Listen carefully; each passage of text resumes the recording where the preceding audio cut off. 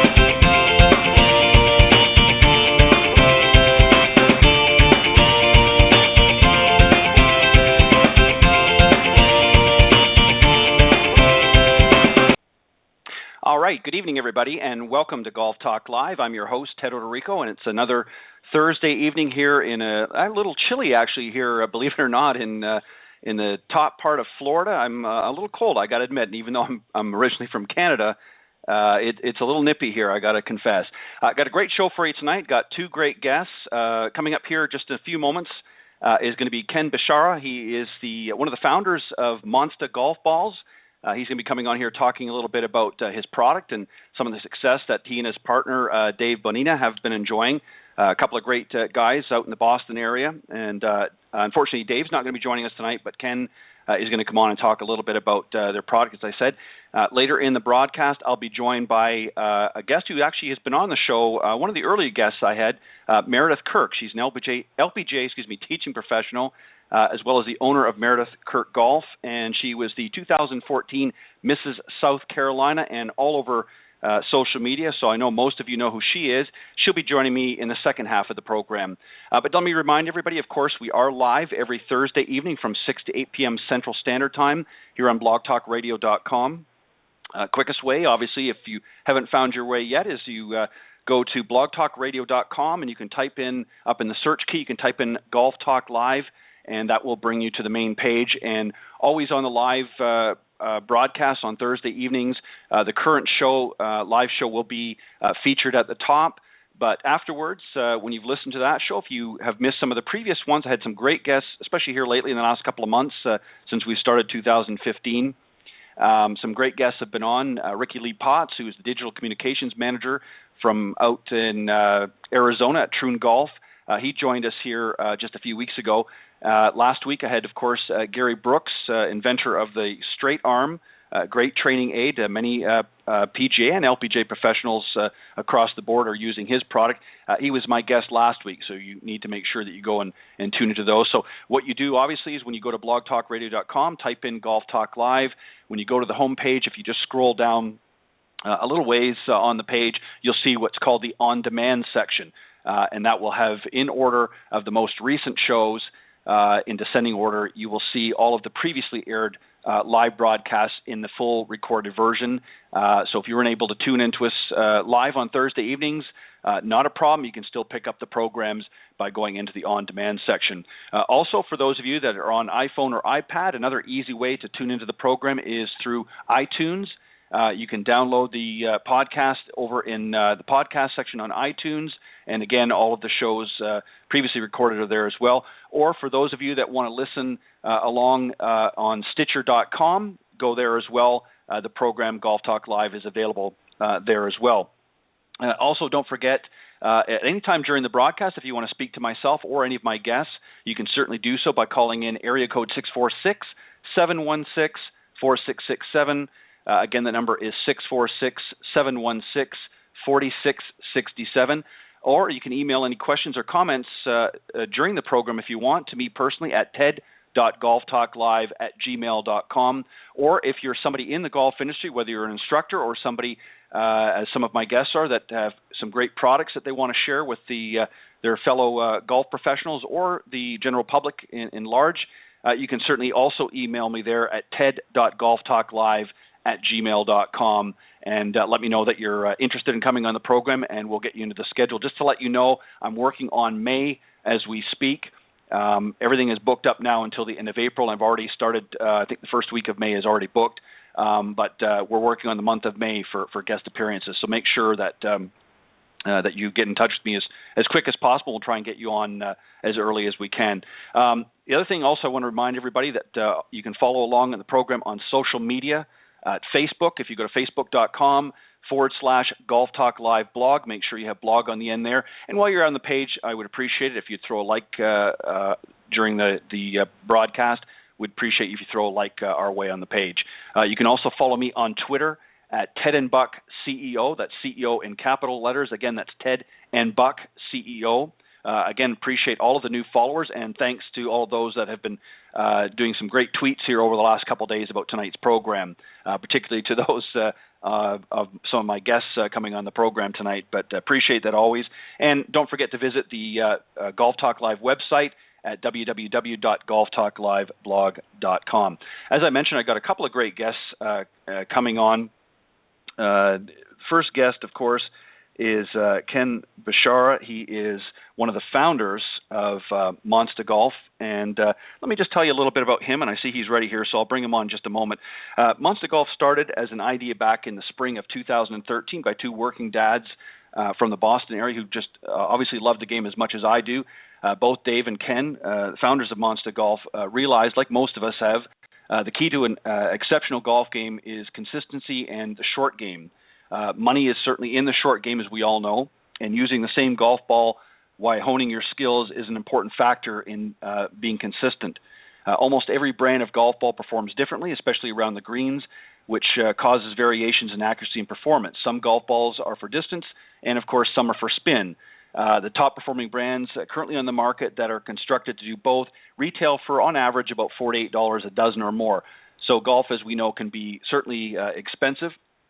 And these two gentlemen decided to put their minds together and see if they could come up with something that would be in more line for the everyday golfer out there. So let me bring Ken on, and we'll talk a little bit more about Monsta Golf. Good evening, Ken, and welcome to Golf Talk Live. Good evening, Ted. Thanks for having me. Glad to be here. Not a problem. And just did a quick intro here, and want to get right to it. Obviously, I know you're battening down the hatch. It's a little cold in Boston today, is it? A little bit.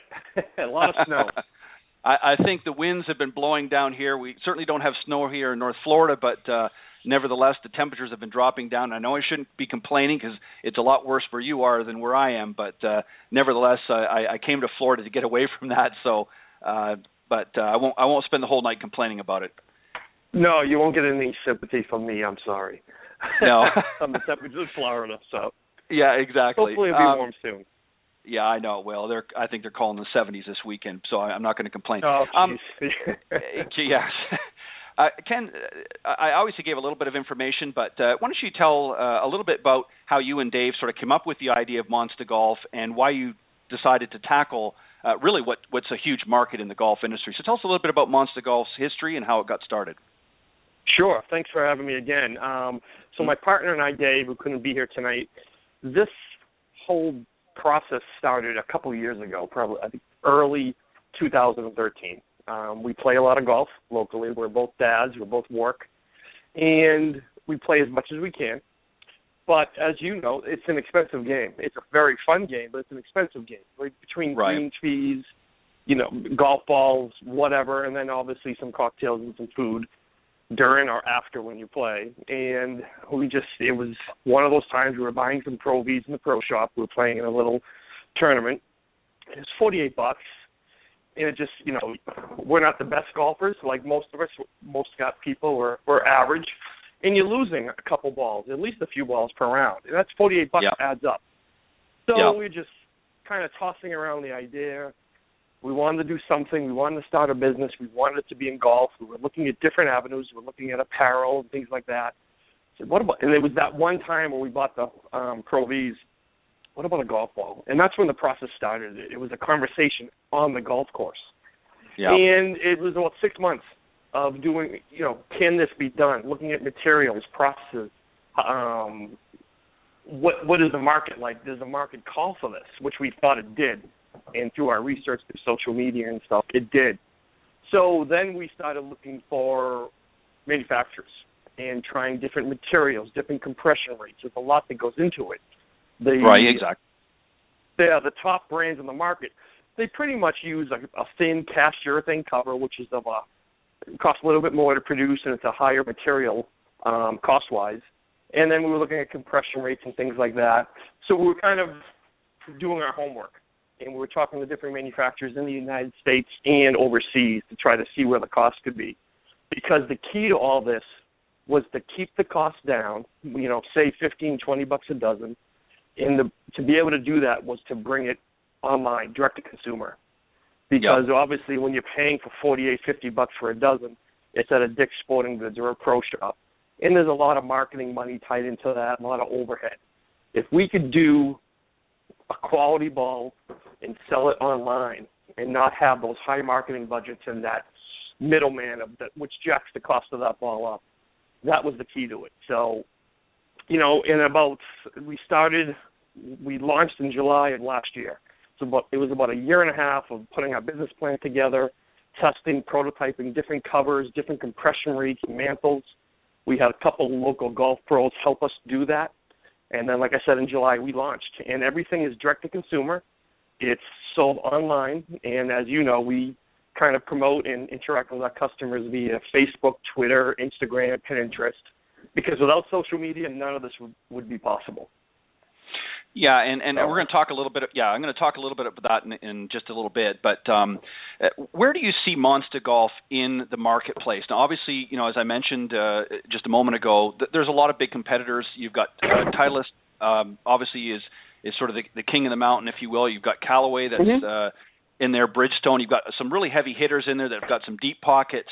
Obviously, you're doing this in a little different approach than what some of them are doing. I mean, you've certainly done the research in that to put the balls together. But and as you said, you're going through social media, which as we see the younger generation, that's where they're buying a lot of their consumer products is over through social media. Where do you see Monsta Golf fitting in the marketplace? You're obviously not looking to take over anybody's number one position necessarily, but where do you see positioning yourself in the market? Correct. Yeah, the first thing we're asking, are you competing with Titleist? Are you competing with Bridgestone? Absolutely not. The quality of product that we have does compete with those balls, and anyone who's tried our ball sees that. And we base a lot of what we do online through our customer reviews, and that's how we're growing the brand. We do not see our product sitting on the shelf of a Dick's Sporting Goods or a brick-and-mortar store, because there's no name recognition there like a Titleist. We're not throwing millions of dollars at pro players. We're not going to be doing that. We're not paying anyone to use our ball. We don't have huge marketing budgets to be on the Golf Channel and Golf Digest and things like that. So the way we're positioning it is strictly through word of mouth, kind of a grassroots campaign. Right. People are purchasing our balls. They're writing reviews. They're sharing their thoughts about our ball, because we could, if we did have the budget to throw the money out there, the golfer still doesn't know anything about our ball until they hear it from other golfers. It's all about that word-of-mouth aspect, getting the review, and be able to share that with our visitors on our website and through social media. About 78 to 82% of our customers rebuy from us on a regular basis, and we've only been doing this since July. So the statistics are very good. The business model seems to be working. But we continue to see this as a direct-to-consumer market through online sales only, keeping the price down, giving the golfer an alternative to paying $48, $50 a dozen. So it's going to be through word of mouth, customer testimonials, which we post on our website, and as you've seen too, through Twitter and Facebook. There's a big community out there, the junior golfer, the female golfer. There's a demographic that is online, and they love talking golf, and they like trying new things, and they like being able to communicate directly with the owners of a company, which is great. We're constantly chatting, tweeting, Facebooking, talking live on our website with questions, getting feedback, answering questions. It's been great, and there's a big market out there that wants. They like the attention, and they like saving some money too. So, yeah, I think that, and you know, you really sort of hit it on the head, you know, in the sort of your opening remarks, and you talked about the fact that you know, golf still is a very expensive sport for many, and not everybody. And you can certainly buy, you know, knockoff golf balls or X-outs, and you can certainly get them at a very low cost, and that's a great alternative. But you know, really what you're doing is you're presenting a brand that allows really any level of golfer, because it still has quality that competes with the top guys, but at the same time, because of the strategy that you've adopted, you've allowed you know, somebody that maybe doesn't have the pockets to buy $48 you know, dollar golf balls week in, week out, to be able to come out and play and not really hurt the wallet too much, and that's great. And I like the fact that you're incorporating the social media aspect as well. Yeah, that's a big part of it. Like I said earlier, if it wasn't for Facebook and Twitter and Instagram, Pinterest, this would not be possible. You know, we wouldn't be selling in a store. It's just people talking and chatting. So it's been fantastic. And another thing that we were just doing a little bit, but our customers, it seems to be taking off, is monster sightings. You know, we're making golf fun too. So I think you've seen it also, where our customers, and we started a hashtag, monster sighting. And people from all around the country, we have customers in all 50 states now, in Canada. We've actually shipped to the UK and Australia. And they're sending in pictures of them on the golf course, so putting the monster in a funny position or whatever, next to a beer bottle or on the grass, near a divot hole. And they're posting it online, and we're like, this is pretty cool. Let's run with this. So we set something up where if you hashtag Monstergram on your Instagram photos, it'll shoot over to our website, and we're building on that, and we're going to start doing promotions during the summer once we start playing golf again here in the Northeast, where we're going to be giving away prizes and things like that for the best monster sighting photo every month. So it's about giving a quality product at a good price, but let's have fun while we're doing it. It can be a little stuffy.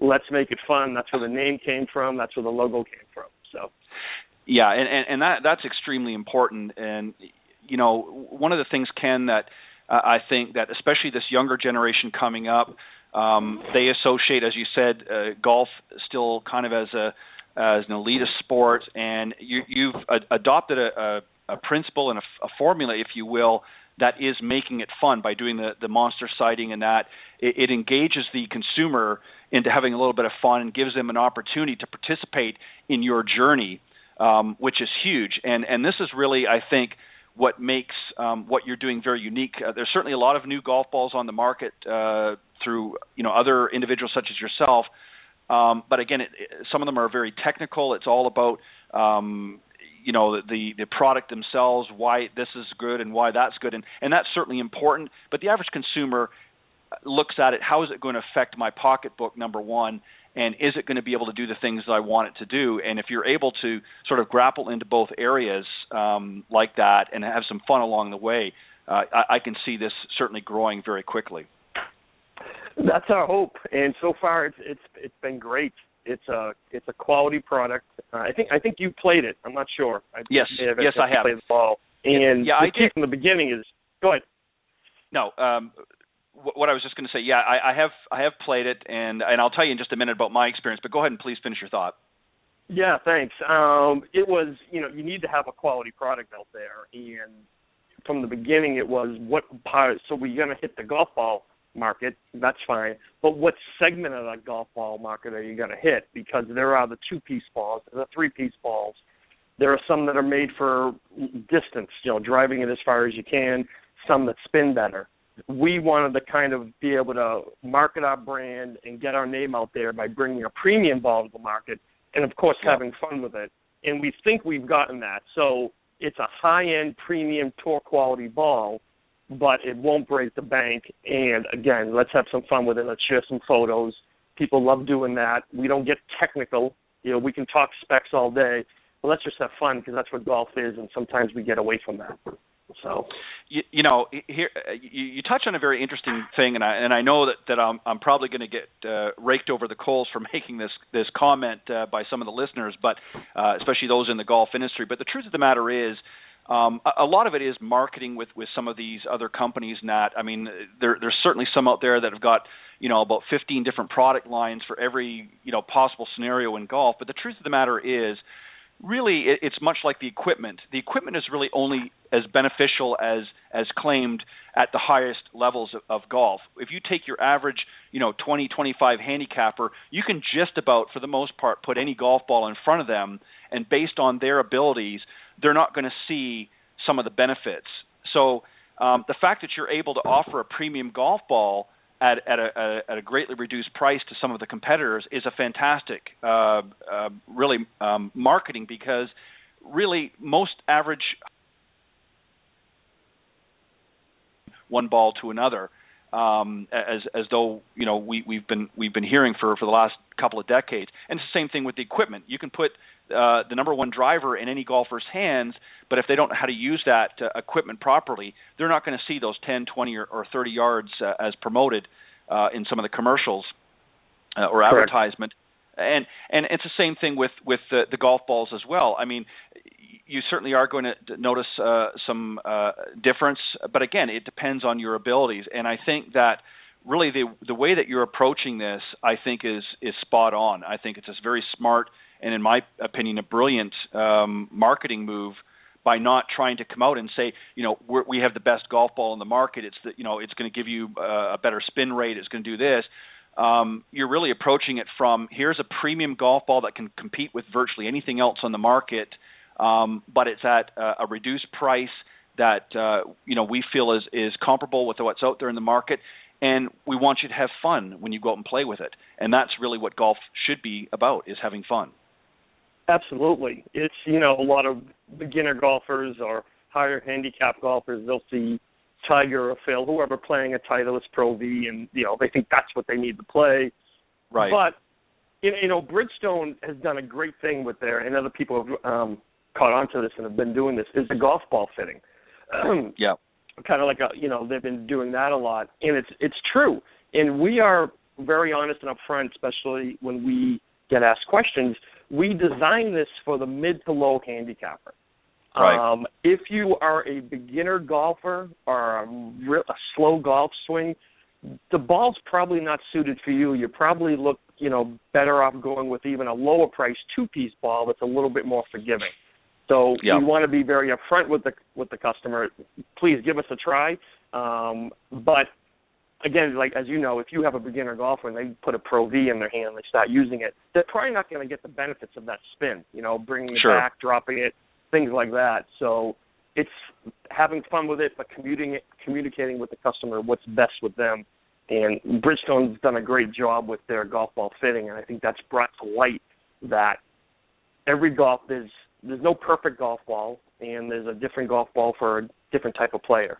And we're trying to bring all that together. So, yeah, that's fantastic.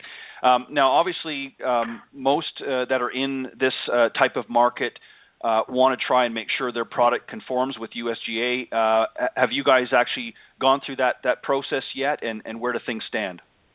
Glad you asked. Yes, we actually just got it'll be on, they print the list once a month. The next list, I think, is March 4th or March 5th. I spoke to the USGA earlier this week because we submitted a couple months ago. It takes about 6 to 8 weeks for them to do their testing. We are passed. We're approved.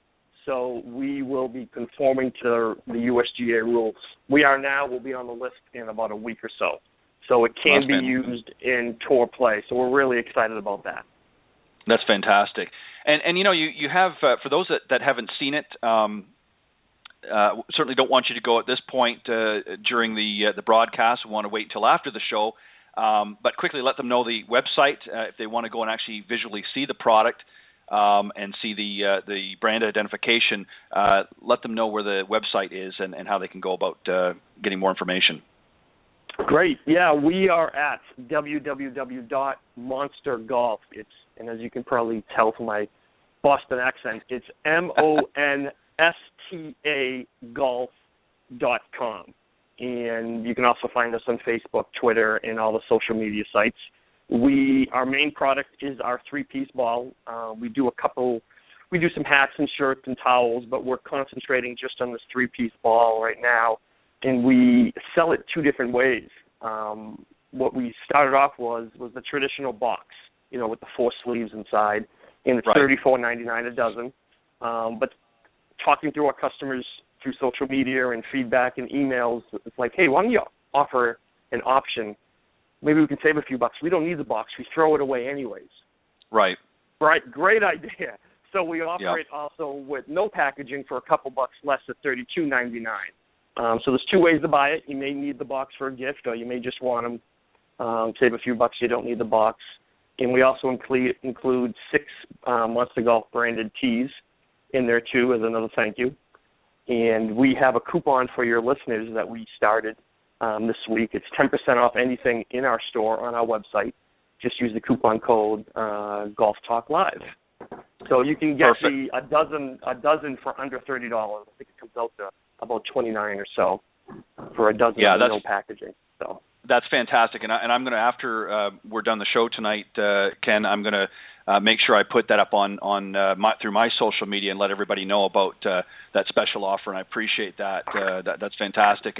And I know you and I have talked a few months ago when we were setting this up about doing some other promotional things. And you and I will talk about that, and Dave, of course, at a later point. But definitely some things that I'm, you know, one of the things that I like to do with this program, and I've mentioned this several times, and I joke, you know, to the point of nausea with most of my listeners, is really one of the things I try to do with this show is really to showcase businesses such as yourself, as well as, you know, obviously the teaching professionals out there, and give, you know, gentlemen like yourself an opportunity to come on my program and share with the listeners who are not only those in the profession, but those average weekend warriors out there that tune in as well every week, an opportunity to get exposed to your product, and then let them, you know, make their choice from there.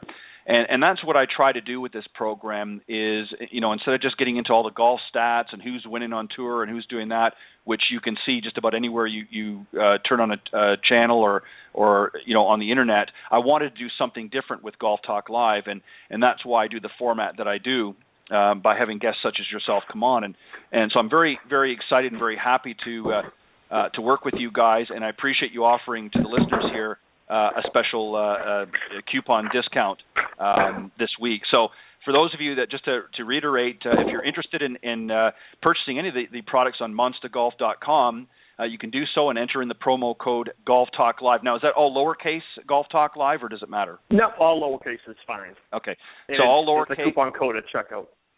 Right, at checkout, and that's 10% off of any product that they have on monstagolf.com, and we'll again talk about that at the end of the show as well.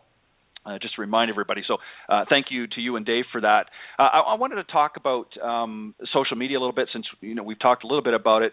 Obviously, you mentioned a number of different social media, and you've indicated how important it is. I agree. I think in this day and age, I think if you're not active, and it's not just a matter of opening up a Facebook account or Pinterest or any of the other Instagrams, you have to be active on that social media. And I do that, of course, as you've seen with my show. Every week I announce what's coming up and who's going to be on it, and I'm very active in social media for that.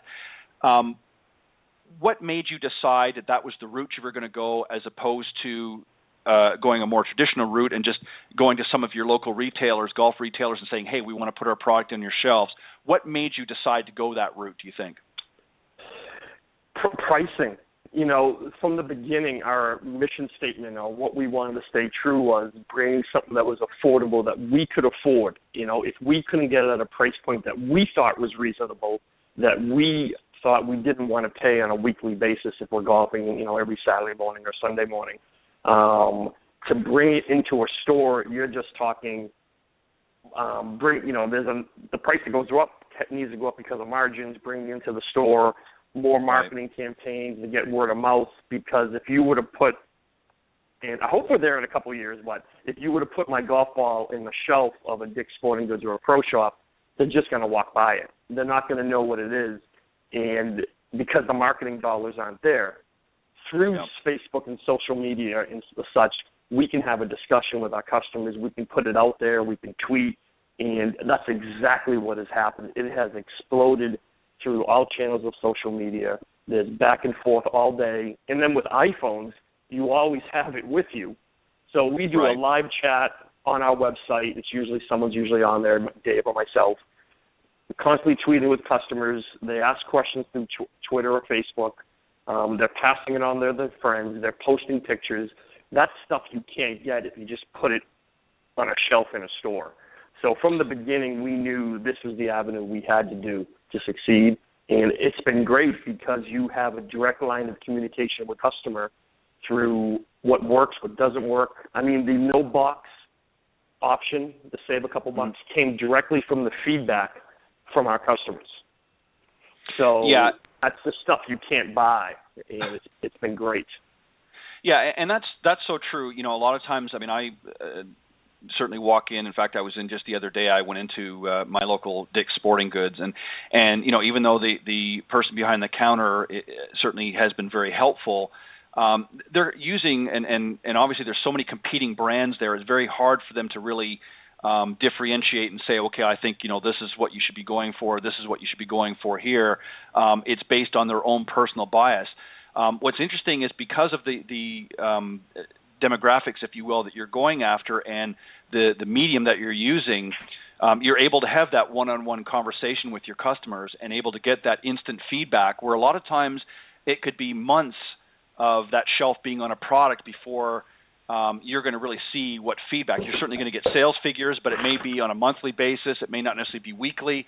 So you may not know for 30, 60, or even 90 days really how good your product's doing in that store. And then you also have to worry about, they may not want to restock it or what have you. So here, by doing it through social media and doing it on your own website, you're able to control and see in real time just exactly how good your product's doing.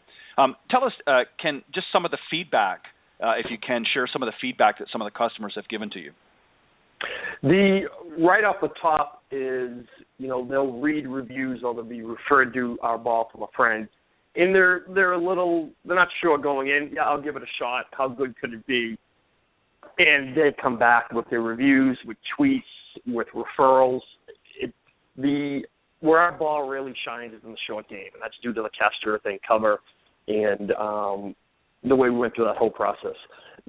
Our ball is great in the short game, off the irons and wedges, and when you first touch the ball, it actually has a tacky feel to it. So that's the first thing we get. Wow, it feels different, almost like the old Bellata covers, but a lot more durable. A lot more durable than those, because those you could hit off a tree and it would split. So the first three comments we get back, and our testimonials come right from our customers or on our website, is how much it performs and the control they have off their irons and wedges, whether they want to just stop it on a dime or they want to bring it back, get some spin, as well as they love it off the drive. That's the number one feedback we get. The other feedback is they love the customer service. I think we've probably communicated with, out of hundreds of customers we've had since July, we've probably communicated one way or the other with 90% of them. Everyone gets an email afterwards. A lot of them we've talked to, or they'll come back to us on Twitter, or they'll send us a tweet or a Facebook message, love your ball. So it's the performance right away. They come back because they like it, and that's where our customers are coming back to rebuy. But the feedback goes from the performance. They love the logo. They love the packaging, which is pretty simple. But I'd say the performance and the customer service is what they like, because we're always accessible for the most part. Yeah, and that's extremely important in today's business market. Customer service is something that, and you know, if we're being honest here, really lacks in a lot of businesses. They're too profit driven. They're too, you know, focused on their bottom line, and a lot of times customers ultimately get sort of, you know, put by the wayside, especially as the companies get larger.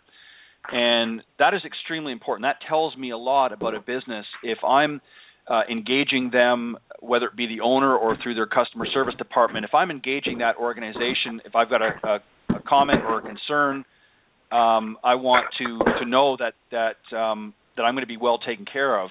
So that's a big plus, and I think by being able to deal with the owners directly like that. Now, there may, at some point as your business grows, you may have to bring in others to assist just for volumes. But nevertheless, that's extremely important to be able to have that engagement with your customers. That was always important to us from the beginning, too, as well as having social media as the avenue to sell our product. It was social media as the avenue to communicate with our product, stay in contact. Because from the beginning, right, it was always going to be a grassroots, word-of-mouth business model. And talking to your customer, good or bad, and 99.99% of it's been good. We offer a 30-day money-back guarantee on any of our products. Since July, we've had one return. It was for a shirt because they needed an extra large, not a large. So wow. That's been great. So, yeah, just being able to communicate with them. People online that are buying are into golf anyways. They're looking for golf things through Facebook. They're talking to other golfers. So having that open line of communication has been fantastic. And it's the key to our success. It's the key to us growing. If we didn't have that, we probably wouldn't be able to do business anymore. So. Well, and you have a very interesting logo, too. And again, for those of you that obviously, you know, in an audio format it's a little difficult to explain, but you've got a very interesting way of identifying your brand that's very recognizable and very easy to share. And obviously, it's so recognizable that I can see really almost developing almost like a cult following, if you will, at some point with your brand, just because it's unique. It's very forward-thinking and very, you know, almost, I won't say edgy, but certainly interesting at the very least, which is different than your traditional, you know, sort of golf, you know, with the club or flagstick or green or something. It's very unique in the way you've designed it. And I think that, again, appeals to that young market. You definitely don't need to mark the ball. At least not yet. Hopefully when we get more out on the marketplace, you maybe will have to mark the ball. But the green eye that you're referring to is very easy to recognize if you get into the woods or in some thick grass. It's fun. It's different. It's not traditional, and it all goes towards making golf fun. It's, you know, it's a golf ball. It's not exciting, but it's what we do. We want to, you know, inject a little fun into the game. Same thing with the name. It's a play on the Boston accent. It's a play on the green monster at Fenway Park. I heard a sports radio talk show here in Boston. Someone just had a really thicker accent, thicker than mine, was talking about a home run over the green Monsta. And I was like, oh, I called my partner. I said, that's the name, Monsta. Like, with an H and no H, with an A at the end, no H. So, and that's taking off. We've done some local tournaments, and we'll be set up on a par 3 on the third or fourth hole, and 2 holes down, we'll hear someone scream, Monsta, as they make a nice drive or chip shot. So, again, it's all about having fun. It's a golf ball. There's a lot of science to it, but the customer doesn't care about that. They care about the performance, and we're hoping we're bringing a little excitement to it. So, yeah, and that's definitely the way to go. Let's just remind everybody again where the listeners can get their hands on some of not only just the Monsta golf balls, but some of the other products that you offer on your website. Let's remind them again where, and also about the special offer that you're giving tonight. Yeah, great. It's monstagolf.com, www.monstagolf.com. And we right now have a coupon code that you can plug in. Golf Talk Live will get you 10% off anything in our online store, which will bring our golf ball to under $30 a dozen on our no packaging package. So just a dozen golf balls with some 6 golf tees. Wow. And that coupon code can be used towards anything, though. We do shirts, towels, and hats also. Yeah, that's fantastic, and I know that the listeners will appreciate that very special offer, and thank you both to you and Dave for doing that. Kenny, what's in the future? What does the future look like for Monsta Golf? What do you see happening as far as expanding, and what do you see happening in the market in general? So there's a few things we're working on. We have a 2-year business plan, a 3-year business plan, and a 5-year vision of where we want to be. We've accelerated it a little bit. So right now we have customers in all 50 states, customers in Canada, and we've done some stuff through eBay because it's just easier with PayPal payments and shipping in the UK, Australia, New Zealand. What the next thing is, we are setting up distributors in the UK and Australia. That will be set up probably the end of March, beginning of April, because we have a lot of followers and customers overseas. But with shipping, that's a tough one to ship a dozen golf balls and have to pay another $23 in shipping. So that's the first thing that's going to happen. The second thing, there's a few things we're looking at, and if listeners want to follow us on Facebook and Twitter, we're always putting up customer polls and feedback. What do you want to see next? Do you want to see a 2-piece golf ball? Do you want to see an optic yellow 3-piece ball? Or do you want to see some customization on your golf ball? Do you want to have the option of putting your logo or a printed name on your monster? So, personalize your monster. So we're working through that now to see what the next step is going to be. We're actually prototyping some 2-piece balls and some 3-piece yellow optic balls, but that probably won't happen till the end of this year, maybe the spring of 2016. Right now we're focusing on our 3-piece ball and getting the name out there and just communicating with our customers through referrals and things like that. So there are things in the works, but I think for the foreseeable future, through Q4 of 2015, it's the 3-piece, our signature product that we offer right now. Yeah, and it's a good product, and as I mentioned a little while ago, I was going to tell you about my experience, and touch wood, I didn't lose any, so I still have my original golf balls, but I certainly did, I did find exactly as you've described. Particularly, I noticed in the short game, I was out, I played a couple times with them, and found them to be very responsive to the different shots that I hit. And I like the cover. As you said, it's a very durable cover and certainly comparable with anything that's on the market right now. Of course, I didn't have to pay for mine. I got mine shipped free. But I know, as a perk. Yeah, you didn't hear that out there. As a perk. But it's certainly very good value. And as I said, I've been, seeing a lot of different golf balls on the market. Both at the $48. I've even seen more than $48 a dozen in some places, and it is a lot. You're talking $4 to $5 a golf ball, and for some of the more experienced golfers out there that might only play with a few golf balls in a round, and that's of choice. I'm talking about the tour players, of course, that may change it out here and there. The average golfer out there can't afford to be losing, a sleeve or two, every other hole, and not being able to recover, at $48 a bunch. So this is great that you're coming out with, again, a more affordable product on the market, but yet still being up there in quality with the top manufacturers out there like Titleist and Callaway. So it's great you're able to do that. I like the approach that you guys have taken, really honing in on social media. I think, there's still a lot in the golf industry. Everybody, of course, now is, if you don't have a website by now, you must be living in the dark ages. But, a lot of people out there certainly have social media and that, but I think there's still some out there that really need to utilize it. So, what you're doing here, Ken, and of course your partner Dave, are really doing something that's unique and different than what a lot of your competitors are doing. Yeah, it's there's a lot of for people that are listening that follow a lot of golf on Twitter and Facebook, they've heard of the indie golf movement. It's a revolution going on in the golf industry right now.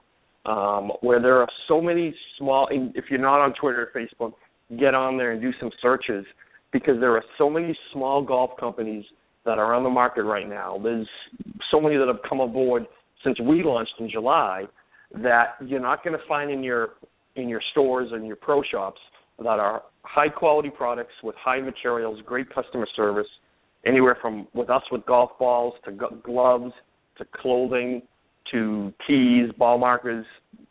There's even iron companies, wedges companies, driver companies that are selling exclusively online, and the feedback and the reception and the quality of the products is fantastic. It's on par with the top brands on the market that are spending millions of dollars and giving it to the pros. It's on par quality-wise, but it's at a much more affordable price. There really is a revolution going on in the golf industry with a lot of these startup companies. If you hashtag indie golf on Twitter, you'll see that. You'll see a lot of the companies out there. So. Well, and also what's happening too, Ken, I think for a lot of businesses, even the big box stores and that have started to realize this. They're doing a tremendous amount of their business online now. Really, the storefront is just a way of people being able to come in and seeing the product if they want. But if you go into most stores, I mean, and I'll use Dick's again. I'm not certainly picking on them, but they obviously cover a lot of other products besides just golf. But you really don't see the numbers that, other than at peak times of the year like Christmas and things, special times or holidays. You don't see the numbers inside the stores like you used to see 20 or even 30 years ago, because so many people like the ease of purchasing online. So really what you've done is you've eliminated that, and I hate to use the term, but middleman, if you will, by going straight to the consumer and allowing them to purchase direct. And that's where a lot of businesses are going to be going as the future progresses. They're going to be entirely over the internet and other forums like that. Absolutely. I mean, you read the news articles about what's happening to the brick and mortar stores in the golf industry, and I was one of those guys too, unfortunately, where you're thinking of buying a new driver or irons, and you'll go to a store, you'll swing it, you'll test it out, but then you'll go back home and order it online. So it's that online e-commerce that's really taking off, that's enabled us to do what we do, and has enabled all these other smaller golf companies to do what they do too. And it's been successful, and it keeps growing. I mean, every month there seems like there's a new indie golf company that's coming out with a great product. Yeah, and when you're talking about companies like Amazon and some of these others, eBay, as you mentioned earlier, it's just phenomenal the amount of business that these organizations are doing, and that's why they're leading in their fields. This e-commerce business is just taking off, and as you said here, a lot of the brick and mortar stores are having to go that route as well, and that's why you're seeing many of them downsizing. I mean, Dick's again is a good example. They got rid of their entire line of PGA professionals that were working in the stores. That we all heard that on the news a while back, and they just decided that it was just too costly for them. So they're making changes, and that's what the consumer wants. So kudos to you and your partner there for having the foresight to say, hey, let's sort of cut out this one step here and go direct to the consumers, and engaging with them through social media as well is a big plus. Yeah, absolutely. It's fantastic. Being able to have someone purchase your product, being able to talk to them first, through a live chat or on social media, have them, tell them about the ball, then have them purchase it, but then to have them come back and tell you how much they love it, they rebuy, they reorder, they tell their friends, they post pictures. It's just great. It validates what we started a couple of years ago, keeps us going, and that's what's going to make us grow. But it's just great to see that and to have that interaction with that community that is online, doing their purchasing, doing their shopping, doing their studying. So it's been a lot of fun. Yeah, and that's something that's happened in the golf industry in general, not just with equipment, but even with instruction. And I'm sure, as you know, with a lot of the instructors out there, they've had to go to that sort of an e-commerce style business because there's a lot of people. I mean, there's certainly still people going out to golf courses and ranges to get lessons, but a lot of people are looking for sort of new and modern ways to learn and take up the game because they don't, to be quite honest, they don't have time to go and spend an hour at some of these facilities in every case. So you have to gravitate to that sort of a market, if you will, if you want to succeed in anything you do, but particularly in the golf business as well, not just in the product side of it, but in the teaching and coaching side of it as well. That's what a lot of the pros are doing now. They're using social media to connect with their instructors, the leadbetters, and those out there. So it's definitely the way and the trend of the business. And again, kudos to you and your partner Dave for having the foresight to jump on that bandwagon early. Thank you. Appreciate it. Yeah, you hit the nail on the head. I mean, even with training aids now, right? If people aren't doing as many lessons as they should, you can get a training aid, stick it in your glove, stick it on your club, hook it up to your iPad, and there you got a computerized analysis of your golf swing that's pretty darn accurate. So right down from your golf ball to your golf swing, you can do everything at home, online, in your backyard. Yeah, now I didn't make it down this year to the PGA show, but I was there last year, and one of the things that I really saw a lot of, and some of it I like, and some of it I'm not as eager about, but there was certainly a lot of technology being introduced and even reintroduced at the PGA merchandising show in Orlando last year, and I'm sure there was even that much more this year.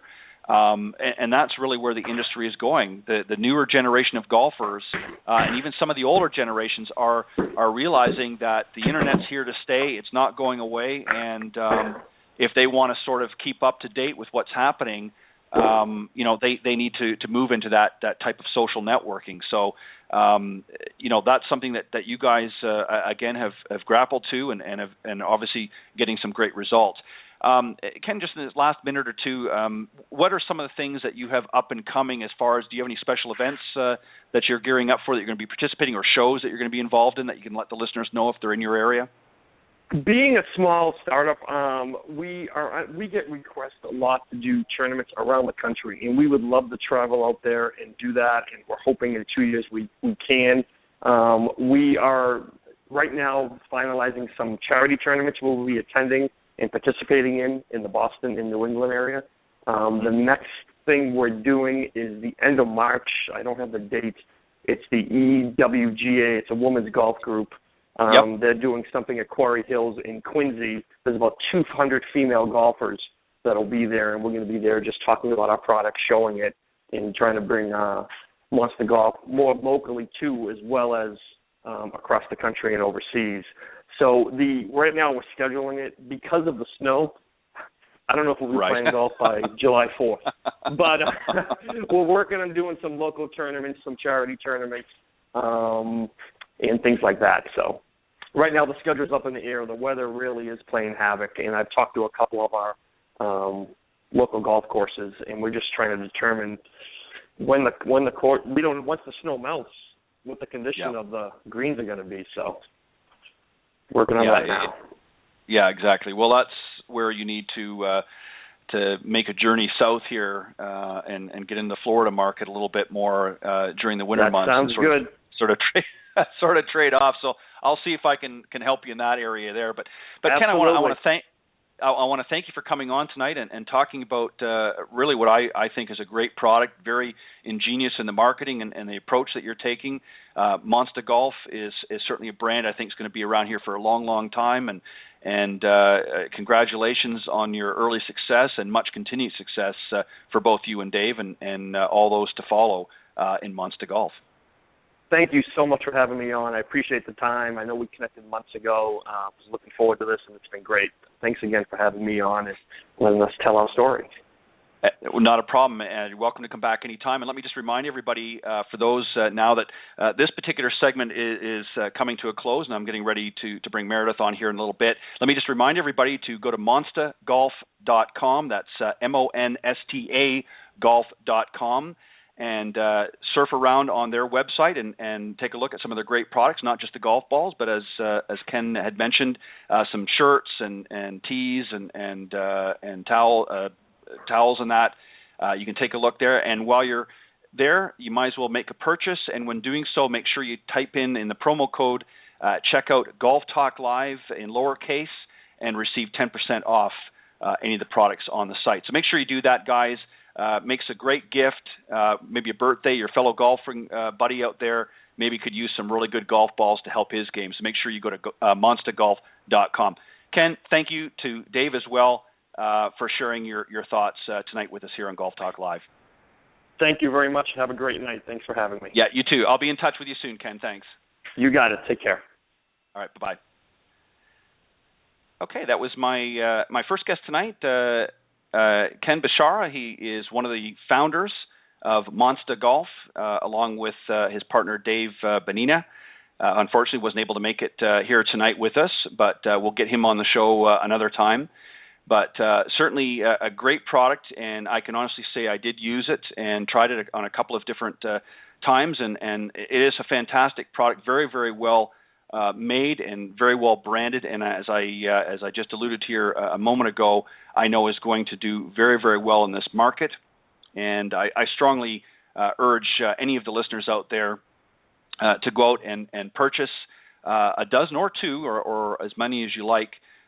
Certainly very well priced. I believe he said $34.99 fully packaged, or if you want to forgo the individual sleeve packages inside, I believe it was a couple of dollars less, so $32.99 if I'm not mistaken. But you can check that on the website. Go to monstagolf.com. That's MONSTA golf.com. And don't forget to enter in during the checkout if you make a purchase, Golf Talk Live in lowercase, and you'll receive an additional 10% off the product purchase at that time. So make sure you go and do that, guys, and follow them on all kinds of social media, Twitter, Facebook, Monsta Golf, very easy to find, great products, and a great couple of gentlemen, and it's always nice to see a couple of dads out there doing something in their spare time and starting a business like this that's out there to help others out there as well. And don't forget to go on there and tell them about your Monsta sighting. Type in hashtag Monsta sighting while you're on Twitter and some of the other social media. And if you've already made a purchase and you want to participate, that's a great way to do it. Go to monstagolf.com. My next guest coming up here shortly in just a few moments is, as I mentioned, a great lady. She was on here back a couple of years ago. She was one of my, not my very first, but one of my early guests, Meredith Kirk. She's an LPGA teacher professional and the owner of Meredith Kirk Golf, as well as the Junior Golf Exchange, which is a non-profit organization that she developed here not too long ago, and we'll talk a little bit about that. And she was also took a little leave from golf as she entered in and won the 2014 Mrs. South Carolina, and then went on to compete last year, representing, of course, the great state of South Carolina, in the Mrs. USA pageant. We're going to talk to her a little bit about her experience there, and of course, Meredith Kirk Golf and her Junior Golf Exchange. But Meredith will be joining us here in just a little bit. But let me remind everybody, for those of you that are tuning in during the live broadcast, we are live every Thursday evening from 6 to 8 p.m. Central Standard Time. That's 7 to 9 p.m. for those on the East Coast under Eastern Time.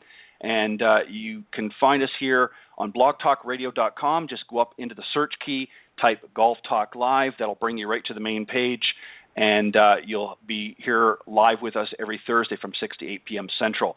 And if you aren't able to join us live, not a big deal. Go to blogtalkradio.com. Again, type in the search key, Golf Talk Live, and you will see, as you scroll down the page, you'll see what's referred to as the on-demand section, and you can follow any of the previously recorded broadcasts, including tonight's, will be there as well. After the broadcast, live broadcast, you'll be able to tune in. If you want to call in or speak to any of the guests or myself during the live broadcast, you can do so every Thursday from 6 to 8 p.m. Central by calling area code 646-716-4667. That's 646-716-4667. Or you can email questions or comments to Ted at ted.golftalklive@gmail.com. And, of course, I'm Ted.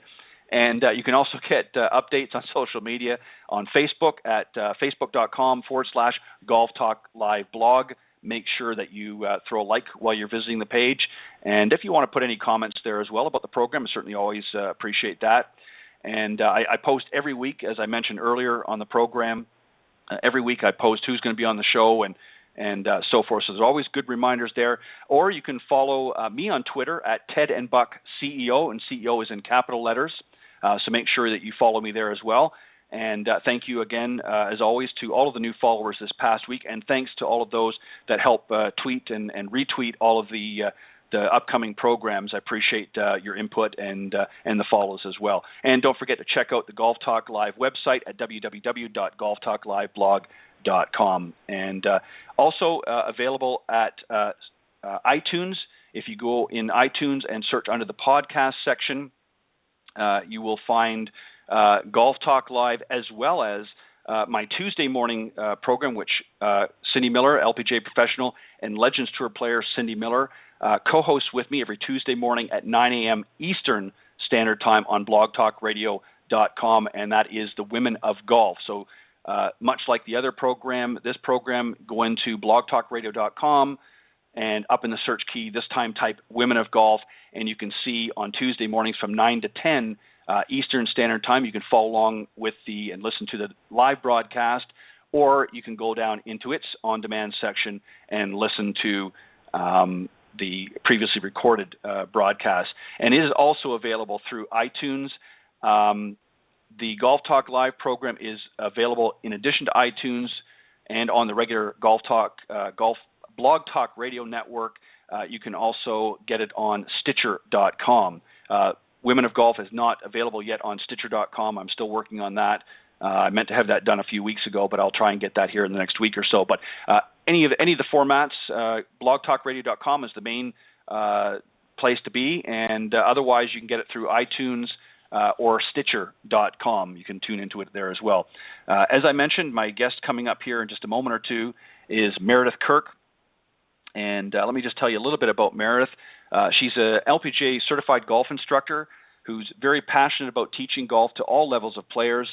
Along with her teaching golf, Meredith is a media consultant with nationally recognized organizations. With over 16 years teaching experience with some of the top PGA and LPGA instructors and players, she certainly understands the game of golf and the importance of having a strong swing fundamentals. Her teaching methods combined golf mechanics with mind, body, and spirit connections. She also holds a BA from Coastal Carolina University in Public Relations and a BA in Biblical Counseling from Trinity Bible College. She's also one of the most beautiful women in golf for 2014 and 15, as voted by golf.com, and also one of the best golf teachers under 40 by Golf Digest, also in 2014 and 15. And as I mentioned, she was the 2014 Mrs. South Carolina, and she certainly wore the crown with honor and dignity, and we're going to talk to her a little bit about that as well. And as I mentioned, she entered in last, I believe it was August, this past August, that she entered into the Mrs. USA pageant as well. We'll talk to her a little bit about both. She also embraces her faith, very spiritual young lady, enjoys serving various charities, including her own Junior Golf Exchange. She's also a published author of a volume book entitled Thy Club and Thy Staff, written after her struggle. As mentioned on the first show that she was on, she struggled for a number of years with Graves' disease, and it was through that journey that she decided to write this book, and it's through that book that you can get some great insightful reflections which have given readers guidance for honing their skills on the course and on their walk of faith. She really brings a lot of passion for God and a lifelong love for golf to these approachable and inspiring meditations. So a great young lady, and I look forward to having her come back on the show. And as I said, she should be here momentarily on the program. And I certainly want to thank all of my guests that come on the program every week. I enjoy doing these interviews. A lot of people say to me, "What do you get out of it? What do you enjoy?" I always find that I'm able to learn something by listening to some of the great guests that come on, and not only past guests, but some of the future guests that I look forward to coming on each and every week. And it's through their conversations and discussion that I learn some things that, believe it or not, I don't know everything, and I know sometimes people think I might know everything, but I don't. But I certainly believe in sharing information, exchanging that information, and that's why I like to bring it to you guys each and every week, and I appreciate you for tuning in. Also, don't forget, as mentioned, pardon me while I take a little sip of water here. Next week, March the 5th, we'll be starting the segment again, Coach's Corner, which we had last year on Golf Talk Live. And that starts for the first hour, and it's a panel discussion. I'm going to have 2 or 3 different teaching professionals and coaches on the program, and we're going to have some great panel discussion about some different topics and get some interaction, of course, with some of the listeners out there and help them with their game. And then, of course, the second half of the program, I will be doing my general interviews that I always do. But so make sure you tune in March the 5th. We'll be beginning the Coach's Corner segment, and that will be running right through until the end of December. I believe the last show for Coach's Corner will be December. I think it's the 17th will be the last one. So make sure you tune in and participate. If you're interested in participating in that, you can call into the program during the Coach's Corner segment. That will be from 6 to 7 p.m. Central Standard Time or 7 to 8 Eastern Standard Time. For that first hour, we'll have a panel discussion. You're welcome to call in if you have any questions for the panel about golf. You can certainly do that, and we'll rotate it around the panel. Or you can email questions.golftalklive@gmail.com. That's questions.golftalklive@gmail.com, and I will read out your questions on air, again, to the panel discussion as well. Or you can go on social media, whether it be Facebook or Twitter, and you can submit your questions that way. And we'll, again, read them out on air to the panel. It's a lot of fun, had a lot of great instructors. Many of them, in fact, most of them have been guests at some point on the show, and they've all decided to come back again. Many of them come back again this year and participate as their schedule permits in the Coach's Corner panel. So make sure you tune in for that starting next Thursday, March the 5th, from 6 to 7 p.m. Central Standard Time, and then 7 to 8 Standard Time. Central Standard Time, I will have, of course, the interview with my guest of that week, and that'll progress like that right through until the end of the year. And it's a lot of fun. Everybody enjoys it, both participates, and I get a lot of great feedback from those, not only on the coaches' side, but also those who have sent in their questions in the past. So make sure that you participate, and if not, make sure that you tune in to the program starting March 5th. I'm not sure here. I don't know whether Meredith's been a little detained here, so let me just, I will continue on while I wait for her. I know she's running probably a few minutes behind. Maybe got a little mixed up with the time. She's, of course, in South Carolina, so she's on Eastern Time, which is an hour difference. I'm hoping she's remembered that that's 8 o'clock her time. But nevertheless, she'll be joining us here shortly. But I appreciate, again, everybody tuning in. And just one more time, let me thank my special guest, Ken Bishara from Monsta Golf, for joining me here earlier on the program to talk about their great products, particularly the Monsta Golf Balls. Again, visit monstagolfballs.com, monstagolf.com, and at the time of checkout, if you type in Golf Talk Live in the promo code, you'll receive an additional 10% off any of the products on their website. So make sure you do that here in later this evening or in the next few days. And I guarantee you won't be disappointed with the product. They're a fantastic company and a couple of great guys out of the Boston, Massachusetts area. Again, we're live every Thursday evening from 6 to 8 p.m. Central Time, 7 to 9 Eastern Time for those of you on the East Coast.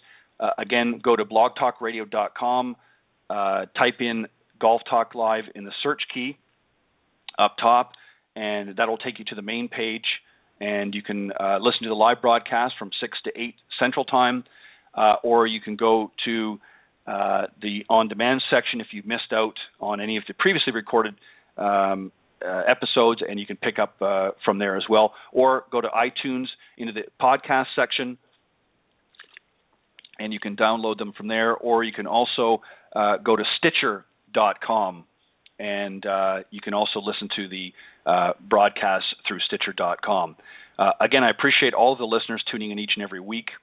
And it's really, guys and ladies that tune in, it's really through your participation by continuing to tune in, and it's through the participation of some great guests like here tonight that come on the show and share their ideas and thoughts and input about this great game that we all love so much. And the game is continuing to grow, and it's opening up new markets, and with some great entrepreneurs out there, certainly enjoy bringing that to the airwaves each and every week.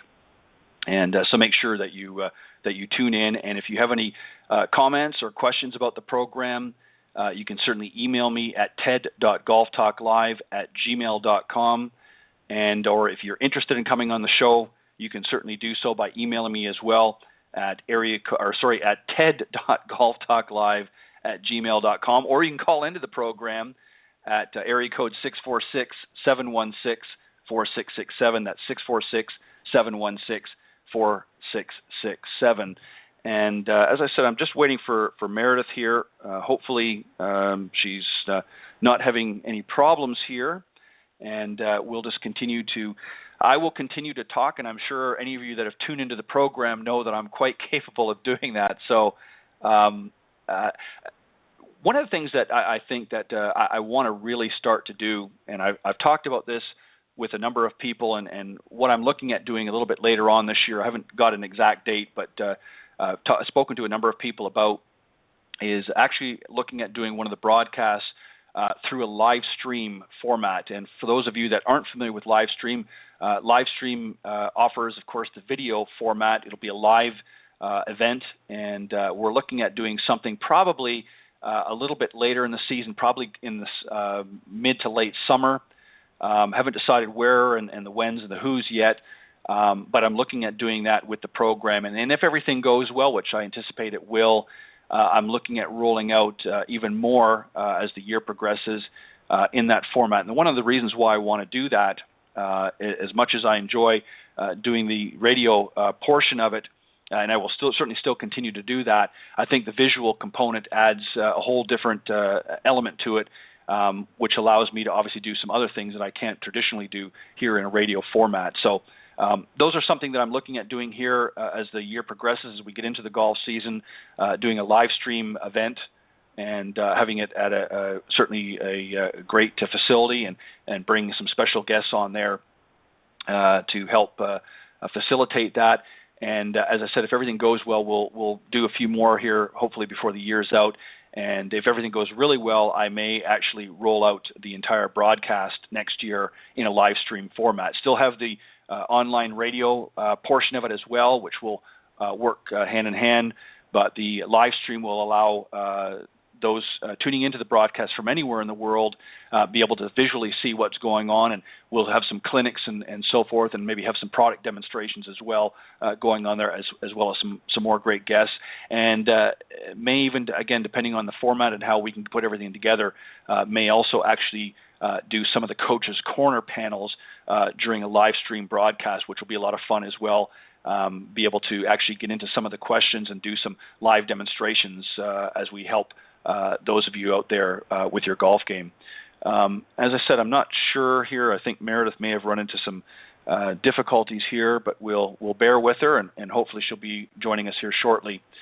As I mentioned, my guest tonight, my second guest, as soon as she arrives, is Meredith Kirk. She's an LPGA teacher professional, owner of Meredith Kirk Golf, as well as the Junior Golf Exchange, and she was the Mrs. For 2014, the Mrs. South Carolina winner, and went on to compete in the Mrs. USA pageant. I believe it was last August, and we're going to find out how she did there. But just a really great lady, all over social media, does a lot of great things for golf, and is very active with her Junior Golf Exchange program, and we're going to talk to her as soon as she comes on about that as well, and of course a little bit about her pageant experience as Mrs. South Carolina. And so Meredith, I'm hoping you're going to be joining us here shortly, and we will just patiently wait. We'll try as well to reach out to her in case she's run into some difficulties here. Hopefully not, but hopefully she'll be joining us here shortly. I want to also thank, well, I've got a moment here in addition to thanking, as I did, all of you and many of the guests that have been on here, there's been a lot of great supporters of the program as well. Mr. Jonathan Laird, who is the owner and editor of South Coast Golf Guide, which you've heard me mention many times on the show.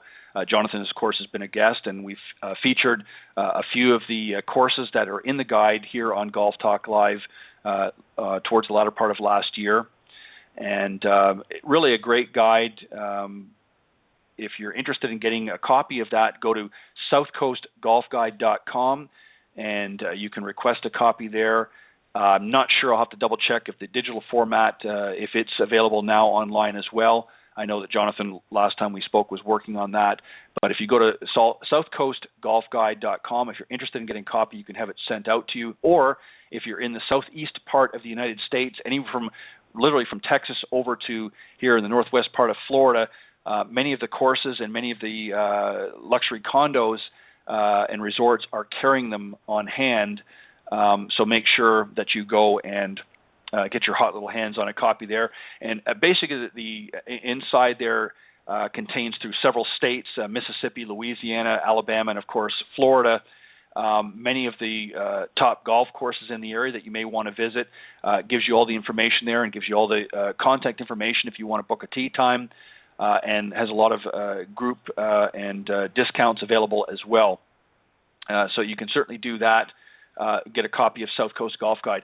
Also, I want to thank Nikki and Tiffany Litherland, who have been on the program, have not been on the program, but have been supporters of the program, originally from Australia, but I believe they've migrated over here to the United States, and we're going to try and get, hopefully, Nikki on the program, who's a very accomplished golfer as well, and get him on the program here. But I want to thank them for their support of the program. Also, Mr. Bernie Pinder from Ontic Golf. Ontic Golf is a custom line of putters. I want to thank him for all of his support and well wishes on this program. And also Mr. Barry Goldstein, who has been an accomplished instructor, voted through Golf Tips magazine one of the top 25 golf instructors in America, Mr. Barry Goldstein. Of course, Carly Ray Goldstein, who is one of his daughters, who currently attends LSU University and plays on the golf team. And I think before she started there and playing at LSU, she had won, I think, just over 100 tournaments, if I'm not mistaken. And she's been on the show a couple of times, and just a great young lady. Got a fantastic future, I know, going to be coming up here in the next little while when she graduates. And I know she also wants to, if I recall, wanted to get into maybe the broadcasting side as well after playing some golf at a professional level. But just a great young lady, very well put together in her thoughts and how she approaches the game. And kudos to you, Barry, for doing such a fantastic job with her. And getting her prepared to play at that high level. And also Sean Kelly, who is the owner of linkedgolfers.com, a great social media site that Sean has taken from really LinkedIn, one of the largest, in fact it is the largest golf group on LinkedIn, which is a social media platform. He has taken that and moved it to out to his own format at linkedgolfers.com. Sean's been a big supporter of the program and was actually a guest about mid-time last year, I believe. It might have been around August or September, I'm not sure. But just a great supporter of the program. So, Sean, thank you very much for your continued support. Make sure you go visit linkedgolfers.com and check that website out as well and become a part of a great community. And also Mr. Peter Doyle of Doyle Golf Solutions. He is the owner and operator of that. He is a teacher professional as well as a master club fitter over in Ireland. He has been a big supporter of the program as well. So I want to thank all of them for their support and continued efforts in promoting the program, and all of the other great guests that have been on the program for their support as well and continued. And as I said, I'm not sure what's happened with Meredith. Again, I hope nothing terrible has happened. I don't seem to have received any information that she's delayed. So as I said, I'm not sure what's going on, but I know that she was scheduled to come on here. So I'm going to give her just a little bit longer here and see if we can get in touch with her.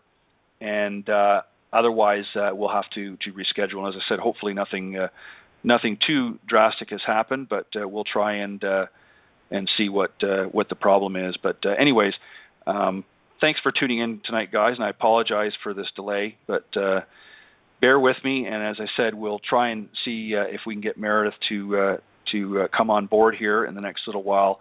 Otherwise, we'll reschedule and have her on another time. I'm sure something has probably come up. But anyways, again, don't forget, every Thursday from 6 to 8 p.m. Central Standard Time, you can get us on blogtalkradio.com /Golf Talk Live, or go up in the search key and type in Golf Talk Live. That'll get you there as well. And the program airs every Thursday from 6 to 8 p.m. Central or 7 to 9 Eastern Standard Time here on blogtalkradio.com. Go to iTunes.com, and in the podcast section, you can type in Golf Talk Live or Women of Golf Show, either one. Both can be downloaded now through iTunes, and currently Golf Talk Live is available at Stitcher.com. If you do that, you can listen to the program at your leisure. Hopefully you'll join us here live Thursdays from 6 to 8 Central. Otherwise, you can go to any of those media sites and you can download the recorded version and listen to it when it's convenient for you. Lots of people doing that. The audience has grown exponentially here over the last couple of years. We have listeners tuning in from virtually all over the world, many from over in Europe, and also many, of course, tuning in right here in the United States. And I want to thank each and every one of you for doing that, for your continued support and continued promotions of the program through social media. Always appreciate that. As I said, I apologize. I'm not sure what's happened with Meredith. Meredith, if you happen to be listening, if you're not for some reason able to join us tonight, let me know, and we can certainly reschedule at a time that's convenient for you.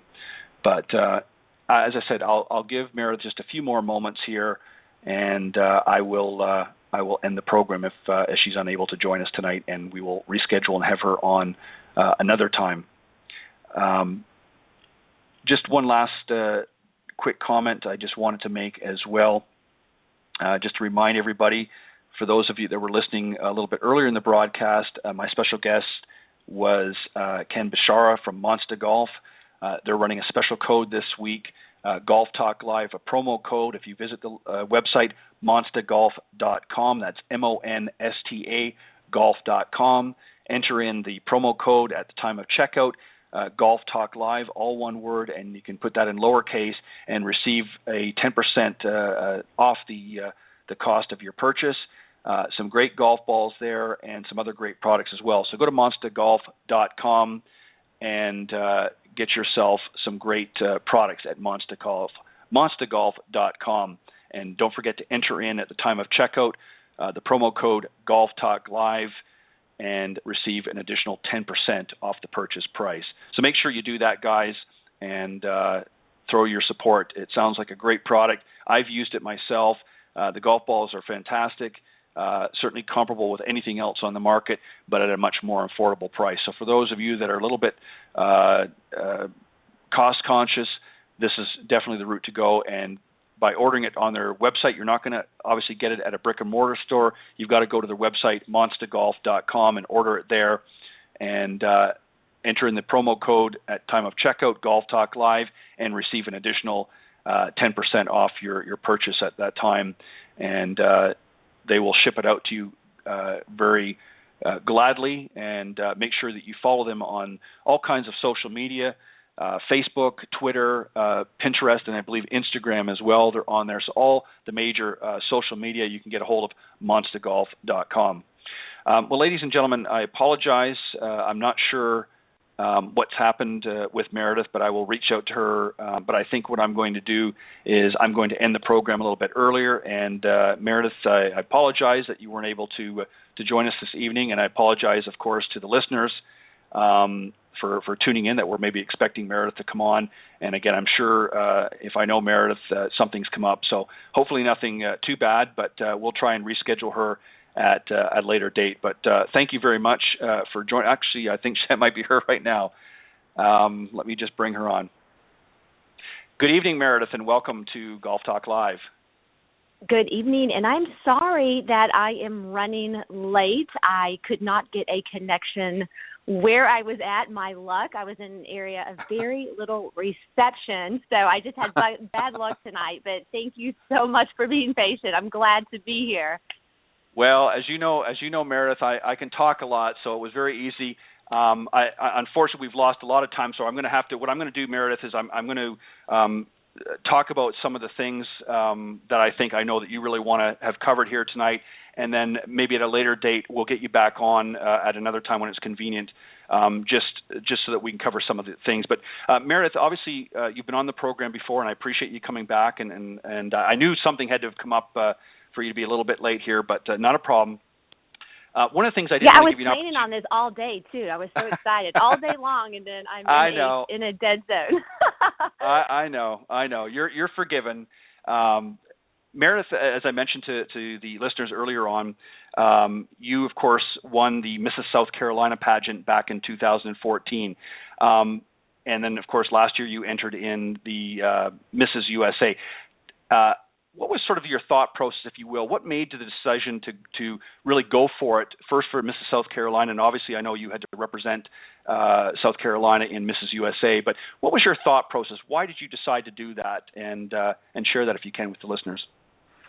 Well, I had the idea for Junior Golf Exchange after my 2012 season. Had a lot of families that were struggling to get golf equipment for their children, and I kind of started the Junior Golf Exchange on my own, just borrowing equipment from friends and different golf courses. And I thought, this program that I've kind of started myself just locally would be so beneficial for, every city to do this. And, I'm an entrepreneur. I think very big. So a few months of thinking about it and praying about it, I'm like, this would be a really cool program if everybody could implement it. Because if everybody could have an exchange in their city, imagine all the kids that could play golf. So after that season in 2012, I was like, all right, if I do something and I do it at the level that I want to do it at, I need to get some media attention. And so I just entered the Mrs. South Carolina. I thought about doing Big Break and maybe trying one of those,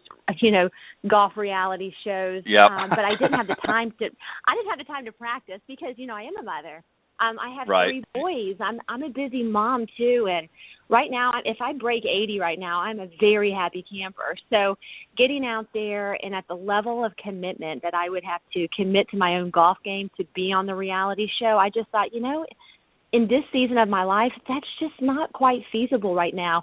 But what is feasible is me walking in 5-inch heels down a runway. Now, I can probably do something like that.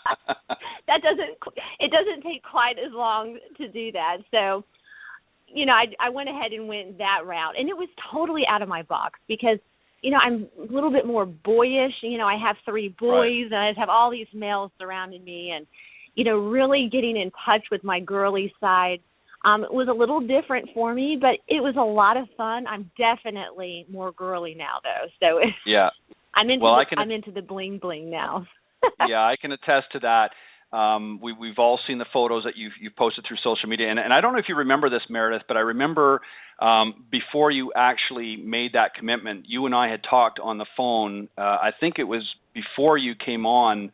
The first time, if I'm not mistaken, we talked about setting this up, and there was something else that we had talked about as well at the time.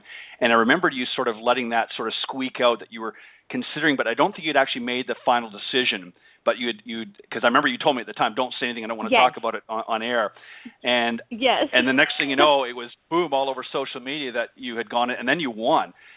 So what went through your mind when you won the title? What happened? Because this was something that, again, was sort of, I won't really say spur of the moment, but not sort of out of your box, if you will. What sort of went through your mind when you actually won?